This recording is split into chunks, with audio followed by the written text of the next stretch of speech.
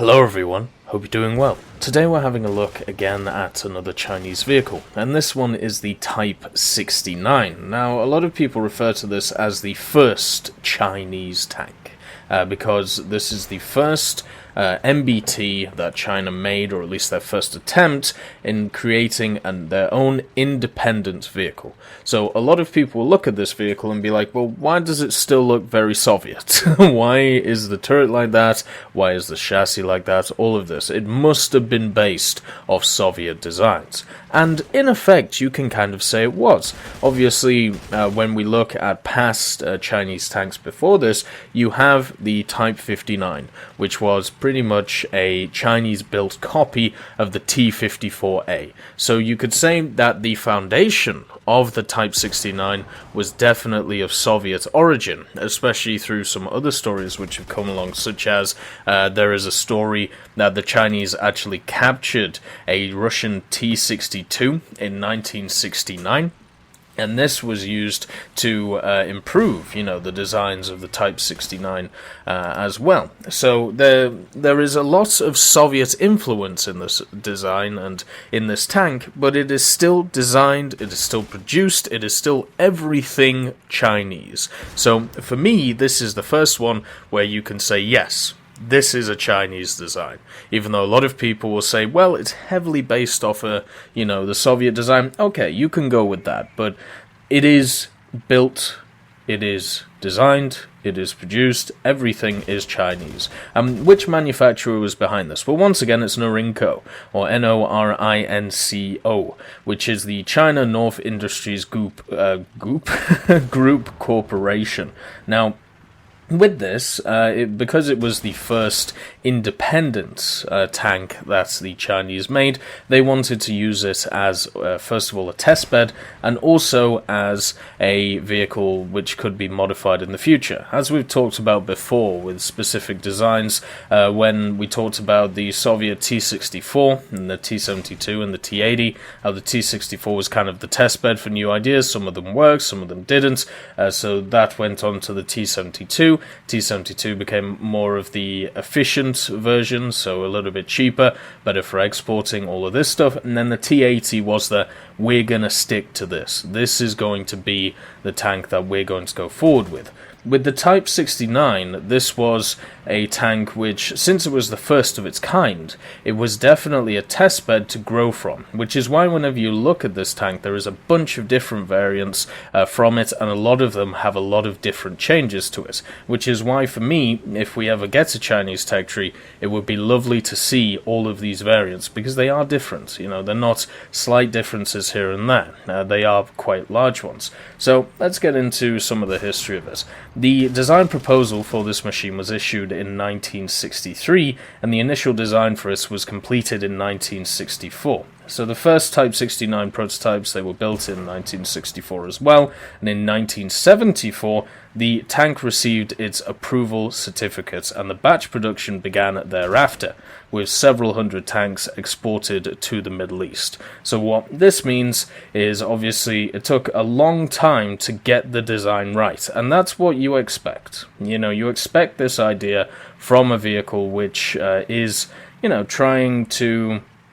What would be the case, or how would you say this? From a primary vehicle, a first batch vehicle, it doesn't surprise me that it takes a long time for it to make sure that everything is sorted out on it. Look at the first tanks that were ever built by the British or the Germans, or think about the amount of iterations that the British had to go through in the cruiser tank idea in the 1930s and 40s before they got something they were happy with. It takes a long time and a lot of development, so a 10-year to 5-year period for something like this really doesn't surprise me at all. Now, one of the issues with the Type 69 was the fact that it had this 100mm smoothbore gun. It was used by the Type 69, but it was later seen as an unsuccessful design. So this resulted in a major redesign of the tank's weapon system. And this is what I mean. When you have a Type 69 and you're trying to build off of it, what you end up doing is changing it a lot between iterations. And this is where the Type 69-2 comes in. Now, what I'm going to do is instead of talking in this video about the Type 69-2, since we have another video coming up on the Type 69-2A, I'm going to talk about the general features of this vehicle. So the first one is, if you look at the Type 59, it looks incredibly similar to the Type 69. And with this, the appearance and general performance are pretty much the same, or at least comparable. So even though the Type 59 was made about 10 years before this tank, the actual improvements weren't huge. But the main thing was, it was Chinese built. And this is a big thing. Once again, this is a big step forward in any country's industry or any country's production when you have that first one out the door. It had 5 large road wheels on each side, relatively inexpensive and easy to operate the tank, but it was of an outdated design by modern standards. The interior is cramped and can be difficult to operate. Think about what is going on in the 70s for a lot of countries. The Soviets, they've moved on to the new ideas, as the new types of armor. I believe it's called Texilite or something like that. Then you have the beginnings of the start of the Abrams project, which we see, the conclusion of today in our world. And then you have the M60s with all their variants. They were the MBT of the time for the Americans. Then you also have other vehicles from other nations. But the main thing is, if you compare the Type 69 to a lot of, the M60 A1 AOS or even, the T64, it is a lot of an older design. It is 10 to 15 years out of date, but once again, it is Chinese, and that is the most important thing to the Chinese. They can always improve the initial design, and the initial design was the Type 69. The early version of the Type 69, which I believe is the one that we see in game, it had a Type 69 100mm smoothbore gun. So it's literally called after the gun. So there must have been a point, and this is where I'm unsure, so it would be nice to know from one of you guys.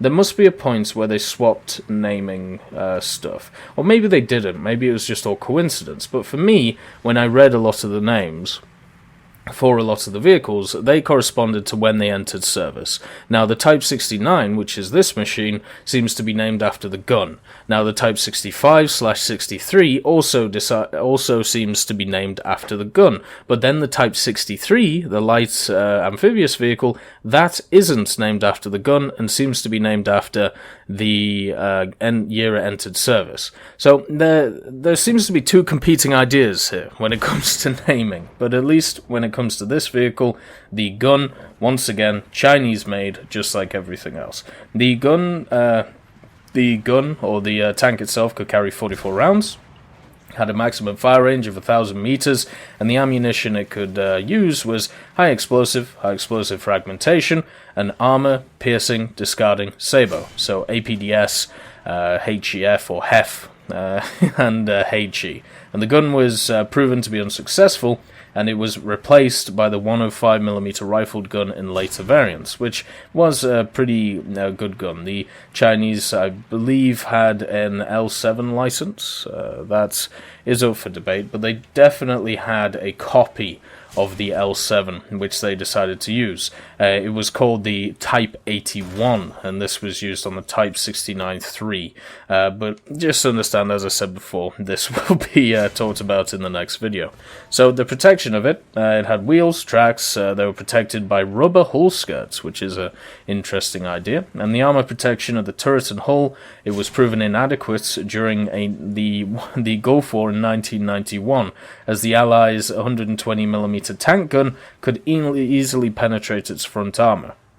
So no smoke grenade launchers fit, and the smoke can be generated by injecting the diesel fuel in the engine's exhaust. So it had an ESS system, which was nice, but unfortunately no smoke grenades. And the armor, well, about 25 years after it was first installed, yes, it's not really a surprise that the armor didn't stand up. What is interesting about this machine, as I said, the overall dimensions compared to the Type 79 are quite similar. So the Type 69 actually weighs 36.5 tons, where the Type 79 is only 37.5 tons. So that is something to think about. The Type 79 also colloquially is known as the Type 79 is the Type 69-3. And as I said, we'll get into that in a later video. But all of this comes new to a lot of people. And because of this, the BR that this would sit at is, I'm unsure. Like, when we look at the engine that it has is a 580 horsepower diesel, which is comparable to a lot of the other vehicles that we have around this BR for the Chinese. The gun depression, 5 degrees, so not the best. The actual reload would depend on the loader, and my guess would be around 7 to 8, maybe a little bit longer, just because you had quite a cramped turret, but then again, the average size is a little bit smaller, so that would have to be debated on what that would be. But you do have a pretty fast tank, which is good. Obviously, the max road speed being 50 kilometers an hour isn't slow, and because it has access to the heat rounds, for me, I can see this around 7.0, 7.3, maybe a little bit lower. I'm kind of basing this off the Type 62. Now, the Type 62 we have in game, the only reason why it really fits at its BR is because it has the scouting mechanic, and also it has the heat FS round. With this machine, it wouldn't have the scouting mechanic since it's technically an MBT, and it would have the heat FS round, but it would also have some more modern technology, maybe a slightly better optical in the game, maybe a little bit more gun stabilization.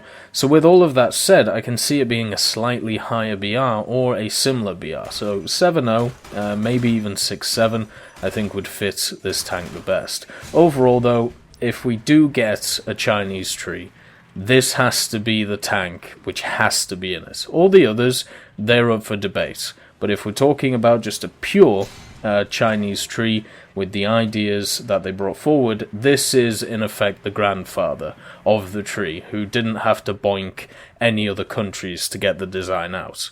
But anyway, I hope you all enjoyed this video, and I'll see you next time.